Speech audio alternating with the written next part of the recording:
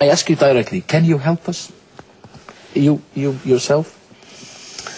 You know, I have a lot of things to do, but I would be very happy if my experience could help Iceland in one way, and I would be very happy to give advices. I could not involve myself full time here because I have other things to do. But I think that I know people that can help you, and that maybe I can give advices on how to start and how to do. Could you link? You talked about a resource of prosecutors you were involved with. Could you link us with these yes, these that people? I could do. I could link you to resource persons. Yes. You are going to meet, I think, with the Icelandic prosecutors, the investigative committee, and some government ministers while you are here. Yes. And what will you tell them? Well, the same thing as I tell you. I mean, I will answer their questions.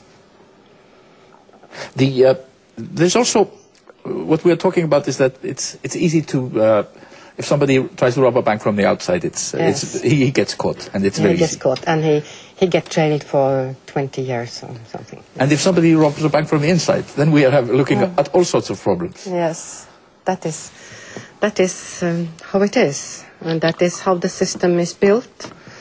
And you know, nearly all over the world, the power do not like these investigations, and they want to have control on the judicial system.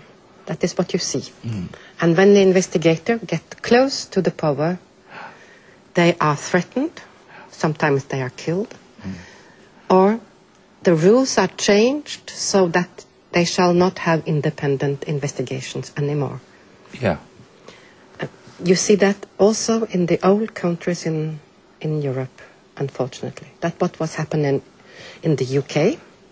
The Serious Fraud Office carried out a very huge corruption investigation into British aerospace. That was 1 billion. That was 1 billion pounds on stake. It come too close to them, and they stopped the investigation. The British government actually stopped the investigation. Yes, they stopped it. So we are looking at people who think themselves above the law and who are more powerful than the law. Yes, absolutely. That's a bit shocking. It is shocking. In a modern Western society. And today in France, there are some cases that are worrying the power, and they have a prosecution service that is not independent. They had these independent judges, and now our president, Nicolas Sarkozy, has announced that he wants to suppress the independent judges in the name of human rights. Yes. Yes. And the pity is that part of the opinion do not understand. Yes. Yes, what is going on.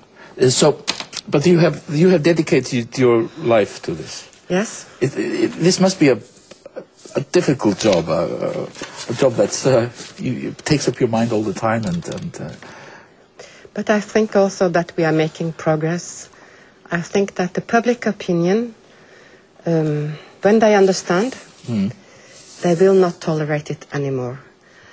And there is a very important event on the 2nd of April this year when the G20 will meet and set up the new rules for the financial system. Yeah. And our duty, I mean the civil society and the conscience, the politicians having conscience about these problems, is to obtain that they really change the rules, because, you know, there's a lot of people out there only waiting for the system to start again so that they can still earn billions. And they can still take their billions away from the people. From the people, yes. And this is, of course, not just a question of individuals, it's also a question of the multinational companies. Absolutely. And I started understanding all this when I was 50. Until I became 50, I thought that there were people in the world taking care of important things. And so through my investigations, I discovered that it's not. Yes. And that this parallel financial system has been allowed to develop. And that the multinationals are using it, plundering the poor countries. I'm especially thinking about Africa. Yeah. And they use illicit transfer pricing, selling the raw material under the market price from Zambia or Kenya, and they are selling it to subsidiaries in tax havens, and then it is sold further from the tax haven. The benefit is taken out in a tax haven where you have no taxes, and then the money is sent to the holding company in the Netherlands where you have no taxes on the dividends. And this means that we are taking out of the developing countries 10 times what we are giving them in assistance. Yes. For every dollar we give in assistance, we are taking back $10. Okay, and this has been your job with NORAD. Yes. Yes. Yes. But so to end this, we are looking at some keywords. Justice. Yes. Is something we need. Fundamental for a society, for the social contract, for having the feeling of being a nation and living together. We need truth. Yes, truth. And we need trust. Yes. And the trust depends on the two others. And we need our money back. You will only get a little money back because a lot of the money is lost. That is very important to understand because they did buy assets too expensively probably. But you can look for the stolen money if there are any. Okay. Eva Joly, a pleasure having you on this program. Thank you very much.